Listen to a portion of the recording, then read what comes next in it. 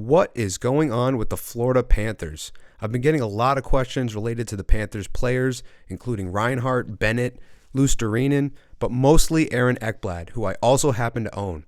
And I haven't had a good explanation as to why some of these guys are struggling, so I thought it'd be a good idea to take a deep dive and find out what the hell's going on with Florida and why it's affecting some of these players and their fantasy performances. But let's first identify the problem. So you can see here on the left, this is the standings in the league right now. Panthers have 38 points in 39 games. They are 24th in the league standings outside of a playoff spot. Last year, at the exact same 39 game mark, Florida Panthers had 57 points and were second place in the entire NHL and only 2 points back of Tampa for first. And they had seen some time at first place in the entire league.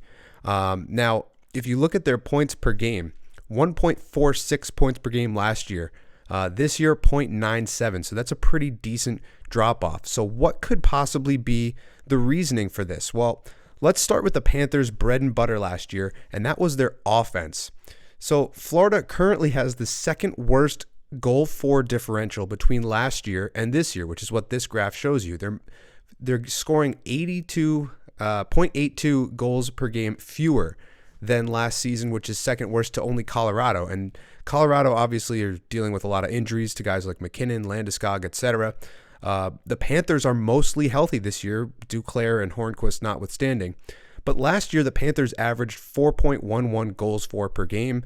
And this year, they're averaging 3.28, which actually isn't that bad. And they rank 10th in the league in goals for per game this year, ahead of some teams that are much higher in the standings, like Washington, Winnipeg, Carolina, Minnesota, Vegas, etc. So they're pretty decently high in the offensive, goals for per game, and a lot of these teams below them are pretty successful. So what could explain this drop off in scoring? Could it be their power play? So their power play is not good this year. It's 10th worst in the league in terms of power play percentage at 19.7%. This post by Evolving Wild was talking about this same phenomenon. If you look at their goals for, it's pretty decent. Their expected goals for is even better. Their Corsi for is pretty good. Their defense isn't horrible. Their power play needs work, and so does their penalty kill. But their power play is 19.7%. And at this exact point in the season last year, they were at 19.2%. And at that point, they had 57 points in the standings. This year, they have 38. So clearly, their success last year wasn't dependent on their power play. So what else is going on? Now, their defense isn't wowing anyone, but it's above average. The power play is struggling. So is the penalty kill, as we just mentioned. But what else could be contributing to this drop off in scoring if it's the same exact power play percentage as last year? And their offense is still supposedly producing pretty well. Well, let's take a look at the lineup. If we look at the player stats from year to year, you have last year on the right here, and you have Huberdeau leading the team, 53 points in 39 games. That's really good. This year you have Tkachuk, who's pretty close to that pace. So the top dog is still performing pretty well. But what you see in red on the right are the guys who are gone from last year's team. That includes Huberdeau, Duclair, who they lost to injury so far, Weegar, Hornquist, who's on the IR with a concussion, Vetrano, Tippett, Marchment, Mammon, Carlson, and Thornton. And combined, those guys that are not on the roster anymore put up 182 combined points last year in that 39 game sample size on the season.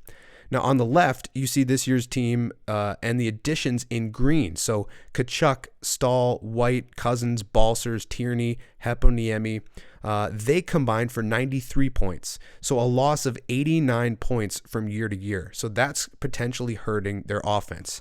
Now, in addition to this, you notice that Verhaeghe is remarkably consistent. He's up here, 32 points in 38 games last year, third in team scoring. This year, 31 and 38, almost identical. And he's second in team scoring. But the next thing that you notice is Ekblad was the second best performing offensive player, 35 points in 38 games. This year, he's way down here, 14 points in 28 games. But their top performing defenseman is still 30 points in 37 games, which isn't bad at all. And that's Brandon Montour. So you're seeing a difference in terms of what's going on in the top end of their scoring. And they also lost Duclair and Weegar on top of that. So why is this significant? Now, if we look at Ekblad, who I've been getting a bunch of questions about for fantasy-related purposes. This is his player hub last year. So you can see here he was an 81 rating, which is very good. He was 97th percentile in assists, 93rd in shots, 94th in power play points. He was getting a pretty decent amount of blocks. His point per game was pretty high as well. The hits have never really been there, but 1 per game is pretty good for an offensive defenseman like that. And then the goal scoring, 79th percentile. This year, he's a 73, and what's dropped off? Well, the blocks are there. They're arguably a little bit worse. The hits are pretty much exactly where they were. The power play is pretty close to where it was. So is the shots. But the two things that are missing are goals and assists. Now, goals went from 79th to 63rd percentile. Assists go from 97th to 78th. So shots, power play points, hits, and blocks are all the same. But Ekblad has taken a step back. However, if we look at who's been replacing him in terms of his production, it's Brandon Montour. If you compare this year Brandon Montour to last year Aaron Ekblad, it's very similar. You're getting point production. The goal production isn't quite as high. That's the main difference here. You're getting that elite level 96th percentile assist production, the exact same assist per game as Ekblad had last year. A little bit fewer shots, but still 2.66 is pretty good. 92nd percentile in power play, and that's almost exactly what Ekblad was last year. The hits are making up for the lack of goal production, so you're getting a couple more hits, and the blocks are very similar as well. So Florida is still getting the production they need from an elite number 1 power play quarterback defenseman. It just happens to be Brandon Montour this year instead of Aaron Ekblad. Now, Ekblad has been unusually unproductive offensively this year, but that doesn't really explain the massive drop-off in team production. So what could potentially explain that? So I was looking at that Evolving Hockey tweet and saw some of the mentions below that mentioning Paul Maurice as the reason why the team has struggled, and it makes sense because Andrew Brunette was a Jack Adams finalist last year, and he's gone to the Devils, and immediately they rocket to the top of the standings as well. But with every coach, the question always comes down to the thing that they are in least control of, and that is goaltending. So you'll see the bottom left down here, those are the numbers through 39 games last year. And at that point, Bobrovsky was 19-3-5 with a .247 goals against and a .921 save percentage. Knight was struggling, and he actually spent some time in the minors. He was 7-5-3 with a .351 goals against and an .892 save percentage, but those Bobrovsky numbers were some of the best of his career, and that could potentially explain some of what we're seeing in terms of why they were so good last year. Compare that with this year, and it's a completely different picture. Bobrovsky 8-12-1 with a .332 goals against and an .894 save percentage, which is a huge drop off in play. And then Knight actually growing and progressing like a young goaltender should, 3.0 goals against, a .908 save percentage, but very similar to last year, he's at 9-6-3. So if you look at their goaltending hub, which is right here, there's nothing that you want exposure to. You don't have the great team defense. They're not, saving more than they should be in terms of goals saved above expected, and the rest of their numbers are not very impressive either.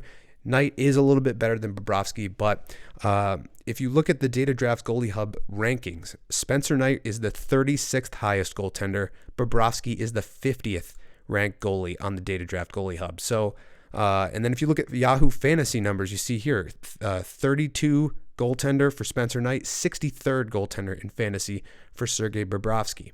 But wait, there's more.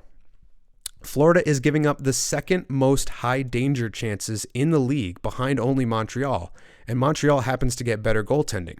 Now, I've mentioned in many videos before you don't want to own a goaltender that's on a bad defensive team, but there are different types of bad. So some teams give up a ton of shots, but they're all low danger. But some teams, on the other hand, don't give up a ton of shots, but the ones they do are mostly high danger. And that seems to be the case with Florida, and that's exactly what you don't want to see. So they've given up 57 high danger chances against, and that's what the expected goal number should be based on the high danger chances that they're giving up. Now, if you look at the differential between the high danger chances and the actual high danger goals that are going in, they're performing pretty well. So both of these goaltenders are kind of holding up their end of the bargain. They rank 10th in the league, so they're giving up way too many chances. But their goaltenders have been bailing them out on a bunch of those chances. So that doesn't really explain the team's struggles completely. But what else could explain it? This other metric that I've talked about when it comes to goaltending is low danger goals against. Now, Steve Valiquette at ClearSight Analytics has done the deep dive, and when your team's goalie gives up a low danger goal and the other team's goalie doesn't, you have an 86% chance of losing the game. And Florida ranks 8th worst in the league in low danger goals against, and almost every other team below them, or in this case above them on this graph, is a non-playoff team and has at least one goalie in the bottom 10 in the league in goals saved above expected. And Los Angeles actually has 2 goaltenders in the top 10 in terms of goals saved below expected. So they are in rarefied air. This is not the company that you want to be in if you're the Florida Panthers. Now, Florida's goaltenders, Bobrovsky is minus 2.2 in terms of goals saved above expected. Spencer Knight is almost even at negative 0.3. So neither is particularly bad in terms of goals below expected, but I believe it's this one stat that has a lot to do with their team struggles. They seem to be playing very well, but are constantly giving up a bad goal at the wrong time that changes the momentum of the game and loses the game for their team. So what does this all mean for Panthers fans, and what does it mean for you as a fantasy manager? For Panthers fans, goal scoring is down, but it still should be enough to win them some games. They need to clean up their defensive game and bring the high danger chances down, focus on the middle of the ice in the neutral zone, try to keep their opponent to the outside, and get these easy shots for their goaltenders to stop. But the goaltending needs to be better, specifically on those low danger chances that shouldn't go in, especially at key times in the game. Lastly, I think missing veterans like Thornton, Hornquist, guys like Noel Acciari, who are character guys, that's hurting this team. They lost their longtime offensive engine in Jonathan Huberdeau, who had good chemistry with Barkov, and they don't have those veterans to hold the room together and provide them with an identity. Hornquist has always been the emotional engine of whatever team he's on, and losing him to another concussion really hurts, and then losing Acciari on top of that also hurts. Now, for fantasy, these are the Data Draft Player Hub rankings for each player with hits and blocks. And if you see here, Montour has been exceptional. So he's 80, basically an 81, and that's the number 1 rated player on the team considering all those category coverages. Now, Sam Bennett is second highest, and Bennett is up there mainly because he's 93rd percentile in shots and 91st percentile in hits. So he's been a consistent hits and shots forward with some offense to his game as well. Now, Barkov has been good, but not that far off from what he did last year at this point in the season. But from this point on last year, he had 59 points in 41 games. That's 1.43 point per game pace during the second half of the season, which ranks 7th in the league during that span. The only problem is that Huberdeau ranked 3rd in the league in that span with 1.54 points per game, and he's no longer there. So I wouldn't expect that massive of a jump in production this year, but there could be a slight bump in the second half as they get healthier. So, number 1, goal scoring's down. They may get a bump in goals when Duclair comes back if he can be anything close to what he was last year. Now, had they had his production from the beginning of the season, that would have added 30 points on top of their total, bringing their difference down to 59 points. If you want to target Duclair, that would be more of a desperation move at this point, as he's returning to a less potent offense than last year with more responsibility tacked on, and he's coming off of an Achilles injury, which is very difficult to return to 100% from. I'd be cautious with that kind of a move, but if you're desperate for goal production, he's definitely a goal-scoring option that you can potentially add to your team. I've been getting a lot of questions about Sam Reinhart, so let's look at him. Reinhart's a bit lower than he was at this point last year. So last year he was at 0.86 points per game. This year, 0.66, so not a good fantasy option so far. But from the 39-game mark until the end of the season last year, Reinhart had 51 points in 42 games for 1.21 points per game. And that may indicate that he would be a good buy low right now.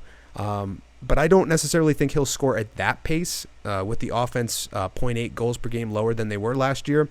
But if he could get close to a point per game in the second half, that would help. And it seems like last year, Florida was a second half team. As you can see, 3 of the guys that we just talked about were well over a point per game in the second half last year. Now, third, Ekblad, he's still performing well in everything except goals and assists. So Right now, I would consider him a hold until we see where they are when they get Duclair back and what kind of position they're in at the trade deadline. Are they going to be buyers? Are they going to be sellers? If they're buyers, then that could potentially be a good thing for a guy like Ekblad to add some more offensive talent to potentially reap some points off of. But right now, if you're going to try to sell him or trade him, you're selling relatively low on a player that you probably picked pretty high in the draft. So I wouldn't necessarily advise that. But if you can find a pretty decent trade, that's something to explore because it doesn't seem like they're going to be the 4.11 goal per game team that they were last year. And lastly, if you own Bobrovsky, you probably aren't a regular viewer of this channel, as I've consistently said since the first video I made on here that he's garbage and you shouldn't own him. Jordan Binnington recently joined the quote-unquote never again list a few weeks ago, but that list was founded by Bobrovsky many years ago. Drop him immediately if you have him. He's no good right now. If you're really desperate for goaltending, if there's an injury to Spencer Knight, something like that, then maybe you could go back to that well, but he just hasn't played well this season. Now, as for Spencer Knight, he's the only ownable goalie for them right now. He's not the best option in fantasy. He could be a serviceable G3, but don't try to use him as a G1 or G2 because the numbers just aren't good enough, and they likely won't improve all that much. He's still a young goaltender trying to figure out the league. I had him early in the year. He played pretty well at that point in the season, and I traded him in a package deal for Saros, and that was the right move. So I would recommend doing something similar, albeit you'll have to give up some other assets to try to get a goalie who's a better caliber goaltender. Lastly, I do wonder if they could maybe pull off a trade for Jakub Vrana. He cleared waivers about an hour or two ago, and the cap hit isn't great. The Panthers are up against the cap, but they do have Hornquist on long-term IR, so that could potentially help them. But they're going to be up against it if Hornquist comes back. They already need to get rid of somebody else to accommodate both Duclair and Hornquist. So really, it's difficult to say if they can even add somebody to this roster at this point. But this is what's happened to the Florida Panthers. They are getting untimely bad goaltending, and they have lost a couple of offensive producers that were very important to their team. And this is a transition season for them as they move away from Jonathan Huberdeau and move into the Matthew Tkachuk period of time, where they will hopefully have him continuing to produce the way that he's produced, because he's been one of the few bright spots on the season. Him and Brandon Montour have been the two best and most fantasy relevant players for the Panthers all season long. But that's going to do it for this video. If you enjoyed it, leave a like and or comment. Remember to subscribe. And although I made a lot of these graphs for this video specifically, and I'm not going to publish them publicly, if you want any of the player hubs you saw in this video, just visit the Patreon link in the description below to gain access to them. Remember to follow on Instagram for shorter form content and quicker updates at @data_draft. But that's going to do it. Thanks again, and I will see you in the next one.